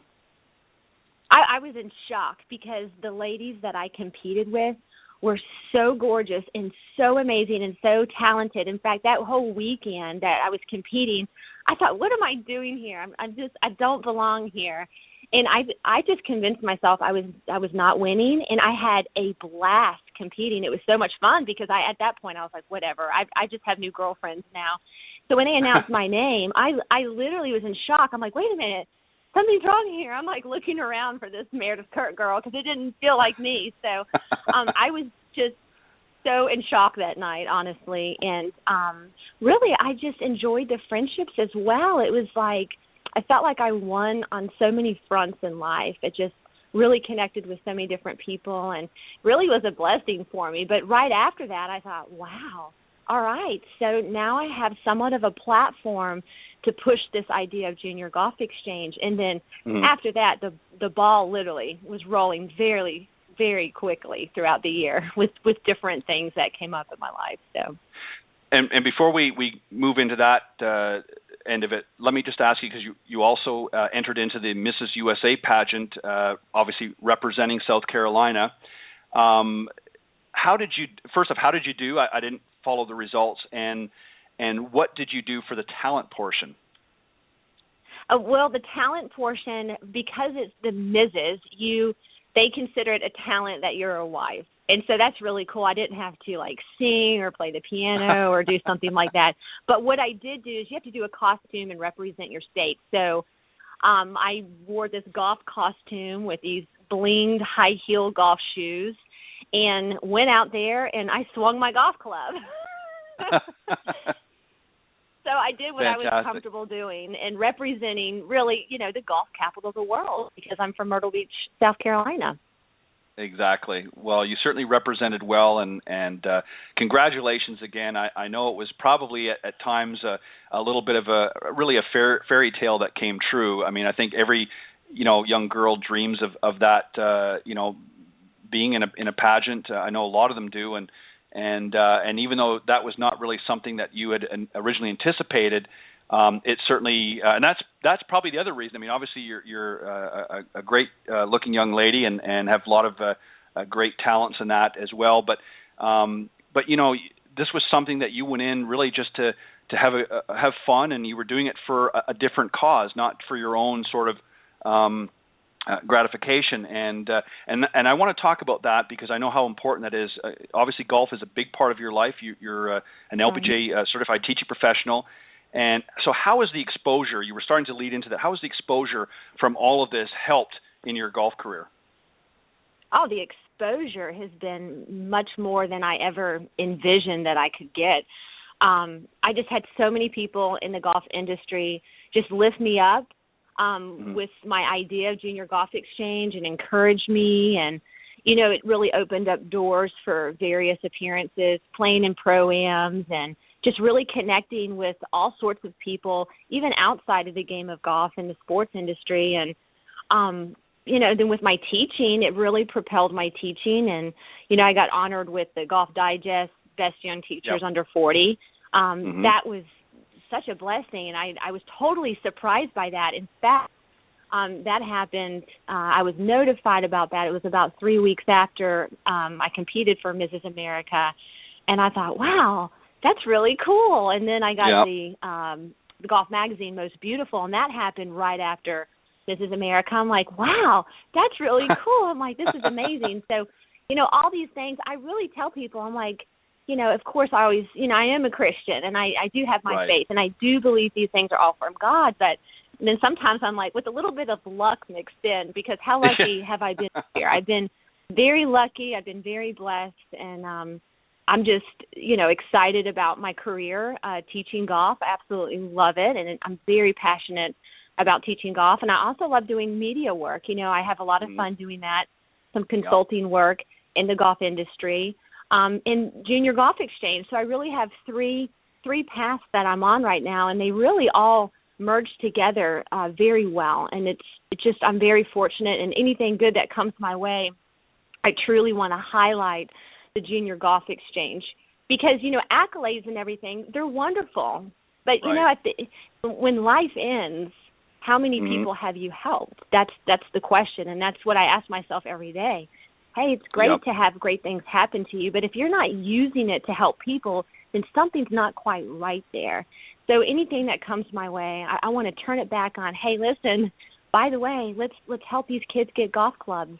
Let's help this group over here. And even at Mrs. America, I met 51 amazing women across our nation. And let me tell you, what they're doing in their states is absolutely phenomenal. So not only, has doors opened for myself, but I've met these other amazing women that I've connected with and maintained friendships with and, wanting to help many of them with what they're doing. So life is good when you're using the things that come your way and for other people. That's what it's about, and that's what I'm about. Yeah, and I agree, and well said. I agree wholeheartedly. I think, myself being Christian, of course, I agree wholeheartedly. It's not about me, and it's the same with this program. I don't do this program for myself because I like to hear myself talk. I do this because I want to open up doors for others that are in the industry and those not just in the industry, but those listening in that maybe need help with their golf or maybe are interested in some of the products that are out there, and allowing them to come on the program and share their time and expertise with the audience. And that's one of the reasons. So it's really about the people that I bring on the program, such as yourself. And the Junior Golf Exchange, I know, is very near and dear to your heart. And at a later point, I won't do it on the show because we don't have enough time, but I want to talk to you about that because I ran into somebody that's actually going to be a guest that might be beneficial to you for that. So I'm going to try and connect the two of you. And you may already know them, but I'll give you that information after. But I kind of mentioned you to them, and they seem very interested. So we'll set that up afterwards. But let me just talk very quickly here about Junior Golf Exchange, and I'm going to let you go a little further. For those of you that are not familiar, of course, this is a nonprofit 501c3 organization that Meredith had set up, whose mission is to provide junior golfers ages 14 and under with children's golf equipment at no cost. I emphasize no cost. Through the Junior Golf Exchange program, a child can receive fitted clubs at no cost with zero eligibility requirements to participate. Why do you feel, first off, let me ask you this question, and congratulations on that. It was a very, very good move on your part. Why do you feel the accessibility for kids has still been such a problem and for so long in golf? Well, I definitely think that there was a downturn when the economy collapsed, back in 07 and 08. I mean, I saw that with junior golfers. Definitely families were hit hard. I mean, when gas was at, $4 a gallon, that affected the game of golf, Parents, driving 20, 30 miles to get to tournaments, they would have to ask themselves, is it really worth driving that far, $4 a gallon? I mean, there's so many things that I think people forget about. Golf is it's a very expensive sport. Let's face it. It's not a cheap sport. It's not like you can sign up like basketball. You pay $45. You get your basketball. You get your jersey, and you're good to go for the season. With golf, you're looking at, a decent golf bag between $100 and $300, depending on, how many sticks you have in each bag. You can get a nice $100 bag with, 3 to 5 sticks in it. But again, it's so expensive. Then you got the golf shoes, and you have the visors, you have the gloves, and everything adds up. And I think it's just turning some families away right now because of our economy. The last 6 or 7 years have been really hard on all of us. So, I picked up with that. But one thing is, we have so many wonderful golf programs out there. I never, if anything, I think junior golf development in itself has grown leaps and bounds over the years. It's just the issue of the cost, the startup cost to play golf. If you can get a set of clubs in the hands of a child, then, getting a couple gloves, getting some tees and balls, it's really not that big of a deal. So I feel like, obviously the biggest expense is the golf bag, and that's what we need to focus on. You know what I mean? So tell me how, so the listeners know exactly how the Junior Golf Exchange? What is it that you actually do with the organization? I mean, obviously you provide that equipment to that, but how do you go about let me rephrase a different way. If somebody either personally or a partner in the golf industry wanted to help out Junior Golf Exchange, what could they do to help you out? Well, there's two things that people can do to help out the organization. One, they can donate used complete sets of kids' golf clubs. That's the first thing.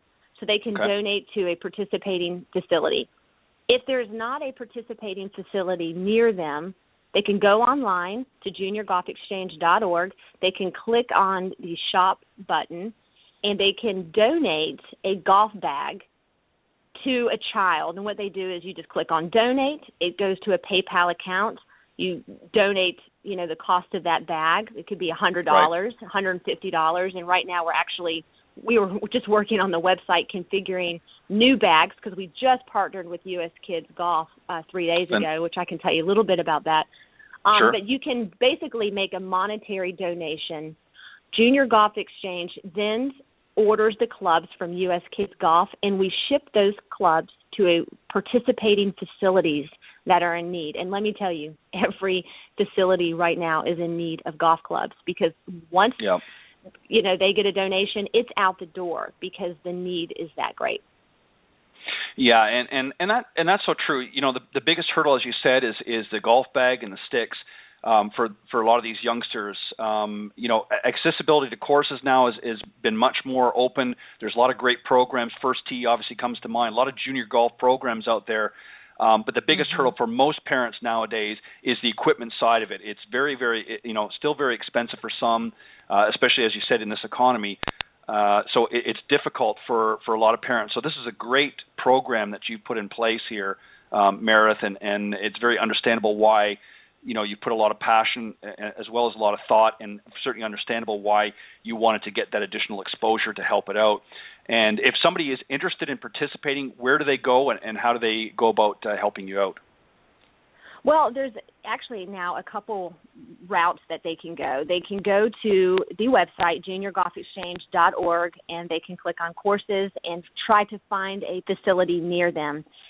If they don't find a course that participates in the program that's located near their home, they can actually click on the message board that we just started, actually, as of last week. Families can connect with other families across the nation, even internationally, through the message board, and you can basically list what your needs are. It's just like a form. Hey, I live in Georgia, and I need a golf bag for a 10-year-old who is 54 inches tall, who is an intermediate player. And then other families that might have that equipment, they then can make exchanges among themselves if they don't have a participating facility. So that's another cool avenue that families can connect with other families and get that equipment at no cost. Basically, it's shipping. So, for $15, you can get a bag just for the shipping cost through the message board. Now, it's awesome. And, but the benefit really is having a participating facility. So we're trying to grow the program in two ways, because it could be 5 or 6 years before we reach a goal, which would be to have, 40 to 100 courses in every state. We know that it takes time. We're going into our 15th month into this program. So, we have our goals. But in the meantime, the demand is so high. I mean, I get emails weekly from families that can't afford golf equipment. So in my mind, I'm thinking we need to help these families in the meantime until we reach our goals with the program. And we've done that through the message board. So we're very, very excited about that. And the thing is, too, which the golf industry has to be careful about, when you've got a demand like that that's not being met, and obviously that's what you're trying to do with the Junior Golf Exchange, the risk that you have is that those families will find something else. So if the golf industry wants to continue to grow the game, they have to be very active in programs like what you're doing, and obviously there are other programs that help junior golf. But if we really truly want to grow this game, then the industry really needs to continue to step up and find new ways of helping the Junior Golf Exchange and others out there in helping to grow and build that network, so that some of these families aren't, searching around looking for ways to get their youngsters involved in the game, but then not finding anything. So the more marketing, the more getting the word out there for great programs like yours, Meredith, is really what I think the industry needs to continue to do. Absolutely. And, I just mentioned a few minutes ago that we now have a partnership with U.S. Kids Golf. I'm really excited about that.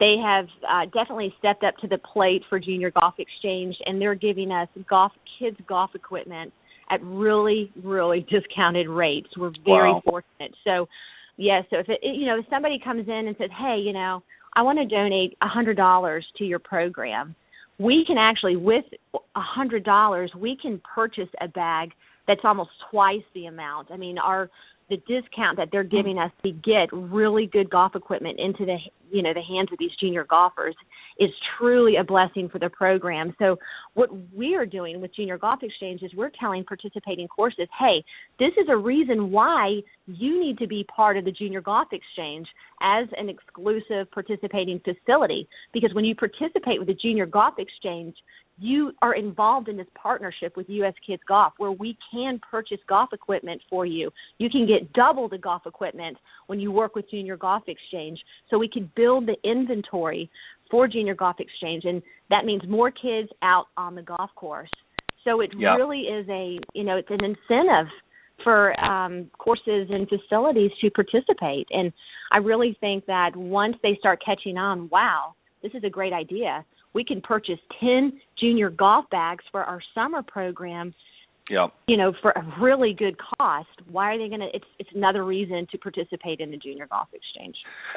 Well, and I think exactly, and I think too, the other thing, Meredith, that I think that the industry is starting to realize, because they know that traditionally golf is a more expensive sport than most others out there to get into, by allowing the access now at the junior levels and making it more affordable through programs such as the Junior Golf Exchange. Ultimately, what's going to happen as these youngsters grow up and are working and able to afford, something a little more on their own, they're going to continue that sport. But if they're sort of shut out early on at age and don't get that exposure, then as they become adults, they may not be as likely to gravitate towards golf. So anything that we can do in the industry to really, as I said, spearhead and bring them towards that, if it means discounting a little bit more today in order to get them in on the ground floor, then I think that's really what the industry needs to do as well. And that sounds like U.S. Kids and obviously your program here is helping to accomplish. Absolutely. I could not agree with you more.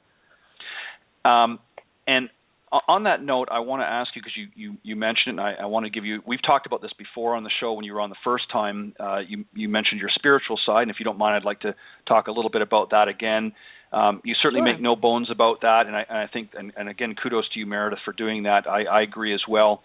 You battled a few years ago, very openly, you talk about Graves' disease, which is, I believe, an autoimmune disease, and that was something that really led you into writing a book that you sent me a copy, and thank you, I do read it often, entitled Thy Club, Yes, Thy Club and Thy Staff.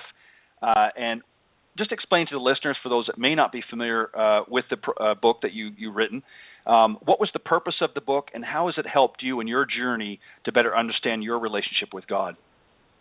That's a great question. Well, I became a Christian when I was about 19 years old. I developed a relationship with Jesus at that time. I never really went to church growing up or was exposed to religion or anything. So I kind of found him on my own just through prayer and just a series of events. Now, through that, I can say, well, I was a Christian all through my 20s. I thought I was a strong Christian, but I really wasn't. Looking back, I was a very, very weak Christian and knew very little, about the Bible. Again, in my mind, I thought I knew a lot, but I didn't until I gave birth to my third son. And during that time, I got the epidural, the needle you get in the back and you get numb so you don't have to feel the pain. Well, I don't actually. I've never had one, but yeah. Go ahead. I don't know. It's maybe your wife, but anyway, I went ahead and opted for it, which something told me not to, which was probably God. But I was like, I don't want to feel the pain. And had my second one naturally, and I felt all the pain. I don't know why I chose to go ahead and do it with the third, but I did. And when I chose that, when the needle went into the area of my spine, it slid into a vein. And, of course, the anesthesiologist, they can't see if it slides really into a vein. And so when they gave me the medicine, it briefly stopped my heart. And I can tell you, it was the most scary experience when you cannot move your body. I was laying there, and I could hear everything going on. I could see everything going on, and I couldn't respond to it. I couldn't move my eyeballs or anything. And then I came back to, he was able to somehow get that medicine out, and my heart started going again. And, everything ended up being okay. I got through it, but I was very lucky not to die. And I remember him as he was aspirating me. He's like, you're a very lucky girl, because I was coming back to. And it scared me, because at that point, when I was laying there in the bed, I thought, am I going to go to heaven? And it just, I started questioning my faith, like how strong my relationship was with Christ.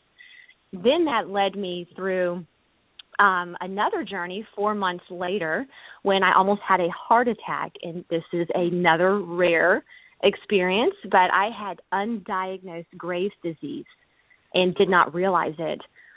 So the pregnancy that I had kind of spurred it on, and I became, just really thin. I lost a lot of my hair. I did not look right. I had black underneath my eyes, was all black. I knew something like physically was wrong with me. So I had a thyroid storm where my body wasn't producing any more thyroid hormones. I was basically a hyperthyroid.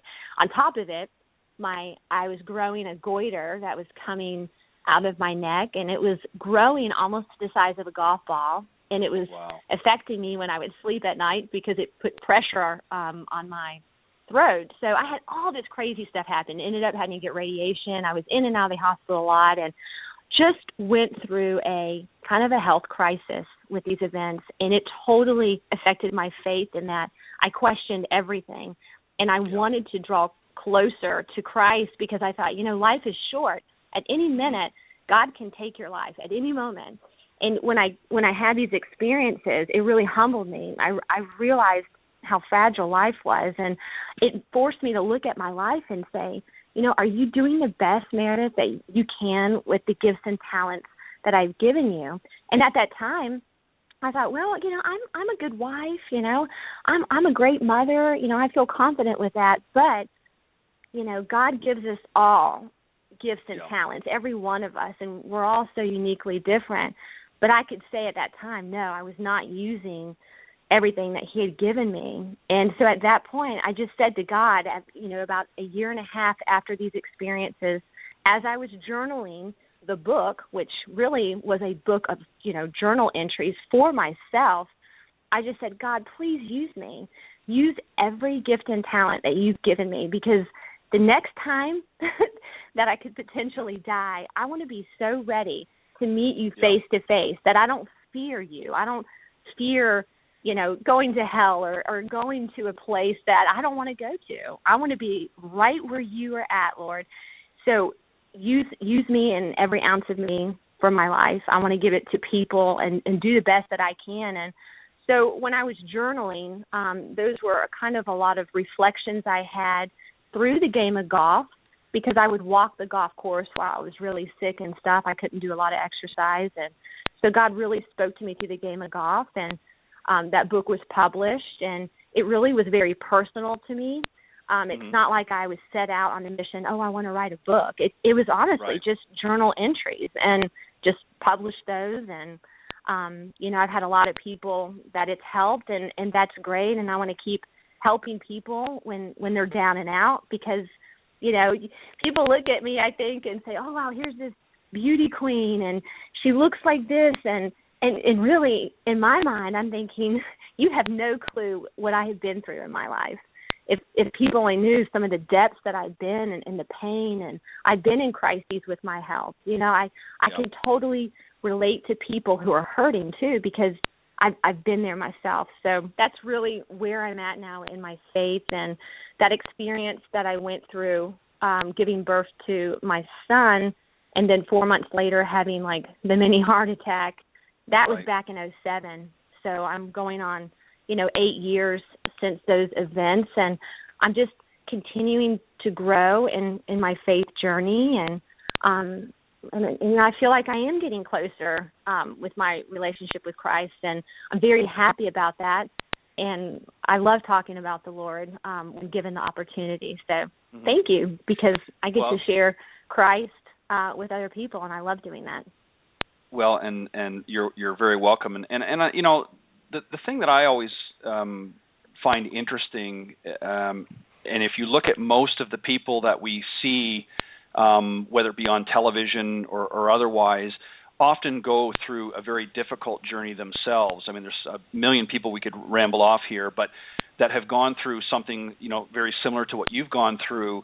And a lot of times it takes that, I think, for us as humans, because we are, we are so in the moment and what's happening in our lives that sometimes we forget just how short really this life's journey is. I mean, we might be here 80 years, we might be here 100 years, but really 100 years is in actual time is really a blip in the grand scheme of the universe, and a lot of people don't realize that. So we do have to make the most of our time here, and we have to give thanks. We're really thanks is due, and it's not through our own efforts. It's really through the gifts, as you said, that God gives us, that we're able to exercise and do the things that we are want to do with our lives, and it's through the talents and gifts that He gives us that we're able to do that, and that's very evident in the body of work that you do. And I can honestly say this, Meredith. Of course, we've never actually met face to face, but I've followed you through your journey on social media and different things. And of course, you've been on the show now second time here. But you are a very humble person. Certainly there are evidence that you've been participating in these different pageants, but you're very humble in your approach about it, and it's much different than what quite often we see somebody else that would go through that same process. So kudos to you, number one, and keep up the good work. Oh, thank you so much. And, I just want to add, at the end of life, we all have to give an account before God, and whether you believe in God or not, the reality is that there is a judgment day. There is a day that we have to be accountable.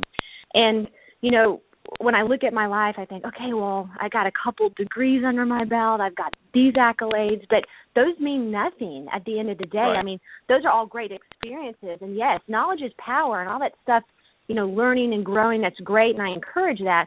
But again, from the eyes of eternity, it ultimately comes down to treating people right, loving your neighbor, treating them the way you want to be treated, because really the New Testament is summed up in 2 commands: love God and love your neighbor. If you fulfill those 2 commands, you fulfill all 10 commandments from the Old Testament. It's kind of simple. And so I just want to make sure that I do those 2 things, because I know that all is going to be well with my soul if I do. And it's taken me almost 37 years to actually learn this. And now I tell my children that, I tell my friends that. That's what's most important. And when I talk to, people even my age group or older or younger, and they're like, oh, I never graduated from college, or, man, I never had this happen to me. And I'm thinking, that's okay.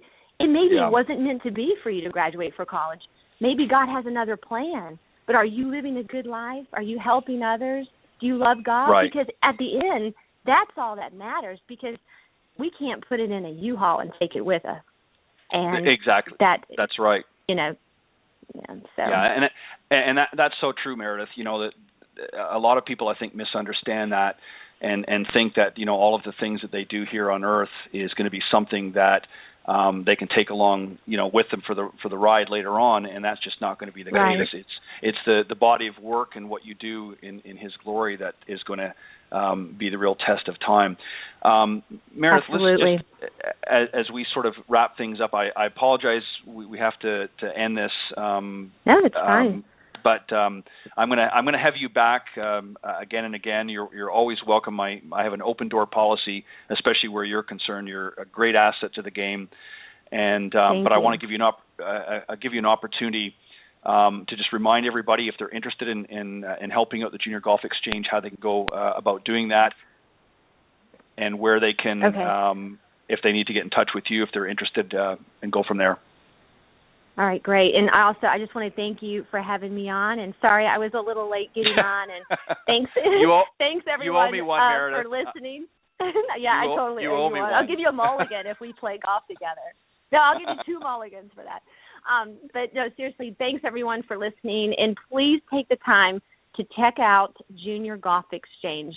It's juniorgolfexchange.org. All the information about my nonprofit organization is on there.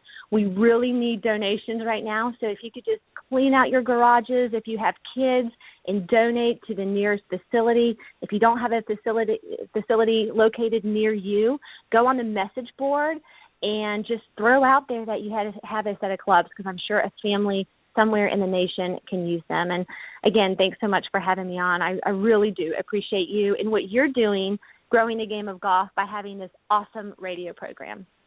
Well, I appreciate it, Meredith, and thank you for your kind words. And I will have you back. 2 things I'm just going to say before we end our time together. Number one, send me, if you can, maybe just some information on the Junior Golf Exchange. What I'm going to do, Meredith, to help you out is I'm going to make a point of, on my broadcast each week, of talking a little bit about that. So if there's something that you can maybe send me, just send me an email with just some general information on it, or I can probably get it from your website. But if there's anything specific you want me to make sure that I let the listeners know, I'll certainly do what I can to help you out. And I am going to make sure that the other individuals that I mentioned earlier in the broadcast, they run a very unique program across the United States, and I believe it's in Canada as well, that I think would be very beneficial to one another. So I'm going to get each of you in touch with one or the other. I'll help you with that as well. But Meredith, thank you very much.